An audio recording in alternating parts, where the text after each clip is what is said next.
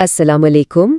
महाटेट की तैयारी के इस खास सेशन में सबको खुशामदीद। मैं हूँ मेज़बान ए और मैं हूँ बी।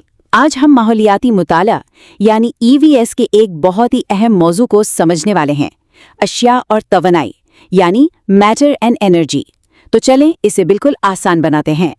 अरे, शुरू करने से पहले एक बहुत ज़रूरी बात सुन लें। इस पूरे टॉपिक के मुकम्मल नोट्स पीडीएफ की शक्ल में और साथ ही एक प्रैक्टिस क्विज का लिंक दोनों नीचे डिस्क्रिप्शन में दिए गए हैं। इस सेशन के बाद उन्हें चेक करना मत भूलिएगा। अच्छा, तो आज का हमारा रोड मैप कुछ यूं है। सबसे पहले हम जानेंगे कि हर चीज़ किससे बनी है, फिर मादे की 3 हालतों पर बात करेंगे।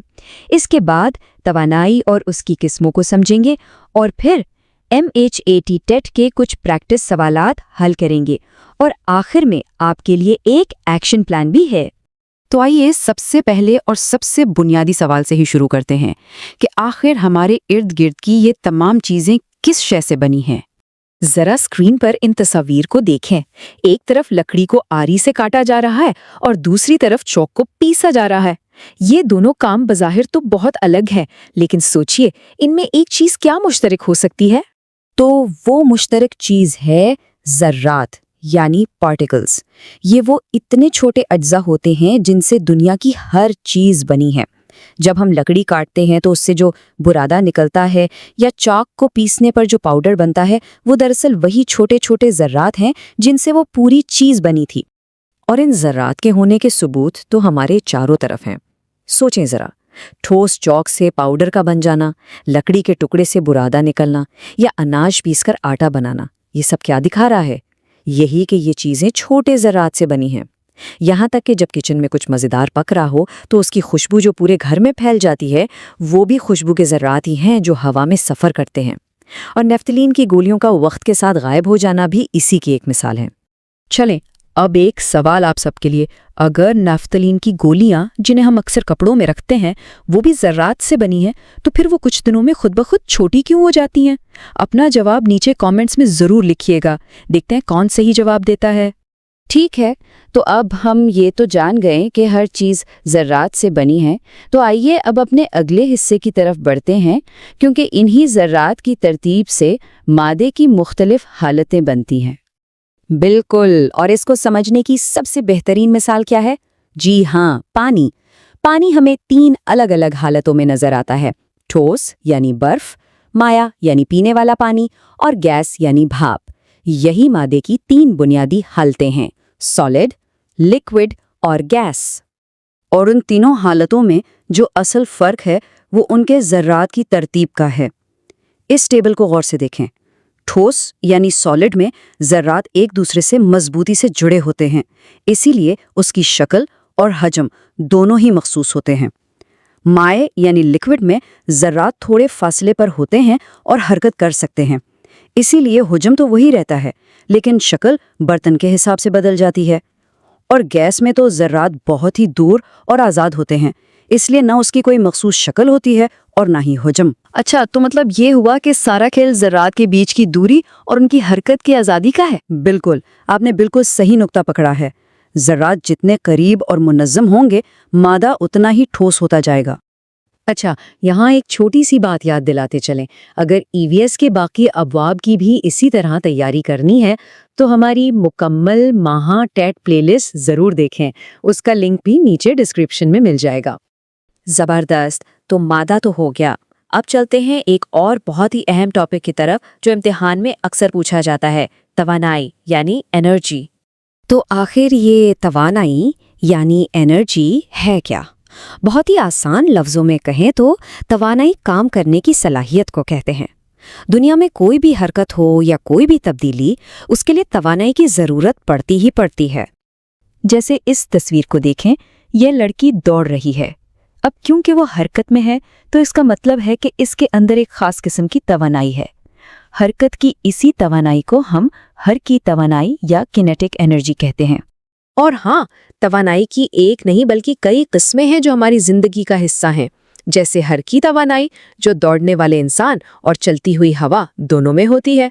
हरारती तवानाई यानी थर्मल एनर्जी जो हमें लकड़ी या एलपीजी जलाने से मिलती है। برقی توانائی یعنی الیکٹریکل انرجی جس سے ہمارے گھر کے سارے آلات چلتے ہیں، اور شمسی توانائی یعنی سولر انرجی جو سیدھی سورج سے آتی ہے۔ چلیں جی، اب ہے اصل امتحان کا وقت۔ دیکھتے ہیں ہم نے اب تک کتنا سیکھا ہے۔ مہا ٹی پریکٹس زون کے لیے تیار ہو جائیں۔ یہ سوالات آپ کی تیاری کو مزید پکا کر دیں گے۔ پہلا سوال ہے، مادے کی کس حالت میں ذرات ایک دوسرے سے سب سے زیادہ دور ہوتے ہیں اور آزادانہ حرکت کرتے ہیں؟ آپ کے آپشنز ہیں اے ٹھوس، بی مائع، سی گیس یا ڈی یہ تمام۔ ذرا یاد کریں ہم نے ذرات کی ترتیب کے بارے میں کیا بات کی تھی؟ اور صحیح جواب ہے آپشن سی، گیس۔ جی، اس کی وجہ صاف ہے۔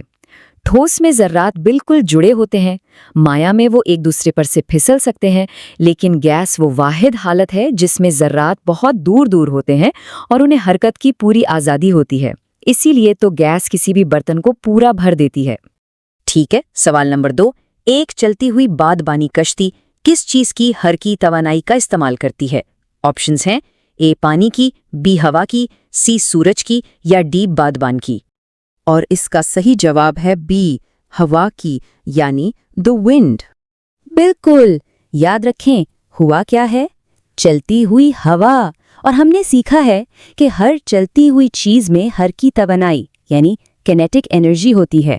یہی ہوا کی توانائی کشتی کے بادبانوں سے ٹکراتی ہے اور اسے آگے دھکیلتی ہے۔ سوال نمبر 3، جب ہم چولہے میں LPG جلاتے ہیں تو کیمیائی توانائی بنیادی طور پر توانائی کی کس شکل میں تبدیل ہوتی ہے؟ اے برقی توانائی، بی حرکی توانائی، سی صوتی توانائی یا ڈی حرارتی توانائی؟ یہ توانائی کی تبدیلی پر مبنی سوال ہے، اور اس کا درست جواب ہے ڈی حرارتی توانائی یعنی تھرمل انرجی۔ دیکھیں، ہوتا یہ ہے کہ LPG جیسے ایندھن کے اندر کیمیائی توانائی جمع ہوتی ہے۔ جب ہم اسے جلاتے ہیں تو ایک کیمیکل ری ایکشن ہوتا ہے جس سے یہ جمع شدہ توانائی باہر نکلتی ہے، اور یہ توانائی زیادہ تر حرارت یعنی گرمی کی شکل میں نکلتی ہے، جسے ہم حرارتی توانائی کہتے ہیں۔ سوال نمبر 4، ان میں سے وہ کون سی چیز ہے جس کا حجم تو مخصوص ہوتا ہے لیکن اس کی شکل مخصوص نہیں ہوتی؟ آپشنز ہیں اے برف کا ٹکڑا، بی گلاس میں پانی، سی کیتلی سے نکلتی بھاپ یا ڈی لکڑی کی کرسی۔ اور صحیح جواب ہے آپشن بی گلاس میں پانی۔ یہ اس لیے کیونکہ پانی ایک مائع ہے، اور مائع کی خاصیت ہی یہی ہے کہ وہ جس برتن میں ڈالا جائے اسی کی شکل اختیار کر لیتا ہے، لیکن اس کا حجم یعنی اس کی مقدار اتنی ہی رہتی ہے، جبکہ ٹھوس کی شکل اور حجم دونوں پکے ہوتے ہیں اور گیس کا کچھ بھی پکا نہیں ہوتا۔ اور یہ رہا پریکٹس زون کا آخری سوال۔ گیہوں کو پیس کر آٹا بنانے کا عمل کس بات کو ثابت کرتا ہے؟ اے کہ گیہوں میں بہت توانائی ہے، بی کہ نئی چیزیں آسانی سے بن سکتی ہیں، سی کہ مادہ بہت چھوٹے ذرات سے مل کر بنا ہے، یا ڈی کہ پیسنا ایک کیمیائی تبدیلی ہے؟ اور اس کا صحیح جواب ہے سی، مادہ بہت چھوٹے ذرات سے مل کر بنا ہے۔ یہ جواب ہمارے سب سے پہلے کانسیپٹ سے جڑا ہے۔ دیکھیں، پیسنا، کاٹنا یا کچلنا یہ سب طبعی عمل ہیں۔ ان سے ایک بڑی چیز ٹوٹ کر اپنے انہی چھوٹے ذرات میں بکھر جاتی ہے جن سے وہ بنی تھی۔ اس سے یہ ثابت ہوتا ہے کہ اصل چیز یعنی گیہوں دراصل ان چھوٹے ذرات یعنی آٹے کا ہی ایک مجموعہ تھی۔ بہت ہی خوب، سب نے پریکٹس زون میں بہت اچھی کوشش کی۔ تو آئیے اب اس سیشن کو سمیٹتے ہیں اور آپ کے لیے ایک اسٹڈی ایکشن پلان پر نظر ڈالتے ہیں۔ تو آج کی ساری بات چیت کا خلاصہ کیا ہے؟ بس یہ 3 باتیں یاد رکھیں۔ پہلی، ہر چیز چھوٹے ذرات یعنی پارٹیکل سے بنی ہے۔ دوسری، انہی ذرات کی ترتیب سے مادے کی حالت یعنی ٹھوس، مائع یا گیس بنتی ہے۔ اور تیسری، توانائی کام کرنے کی صلاحیت کا نام ہے اور اس کی کئی شکلیں ہیں، جیسے حرکی اور حرارتی توانائی۔ اگر آپ کو اس سیشن سے کچھ بھی نیا سیکھنے کو ملا تو اس کاوش کو لائک اور اپنے دوستوں کے ساتھ شیئر ضرور کریں، اور ہمارے چینل ارشاد و نوار کو سبسکرائب بھی کر لیں تاکہ آپ سے کوئی بھی اہم سیشن مس نہ ہو۔ اور ہاں، جاتے جاتے ایک سب سے ضروری بات مت بھولیے گا، اس سیشن کے مکمل PDF نوٹس اور پریکٹس کوئز آپ کا انتظار کر رہے ہیں۔ لنک نیچے ڈسکرپشن میں ہی ہے۔ اپنی تیاری کو اور مضبوط کرنے کے لیے ان سے ضرور فائدہ اٹھائیں۔ اور آخر میں ایک سوال اب سب کے لیے چھوڑے جاتے ہیں۔ آج جن اقسام کا ذکر ہوا، ان کے علاوہ آپ اپنی روزمرہ کی زندگی میں توانائی کی کون سی دوسری شکلیں استعمال کرتے ہیں؟ اس پر ضرور سوچیے گا اور ہمیں کمنٹس میں بتائیں۔ اگلے سیشن تک کے لیے اللہ حافظ۔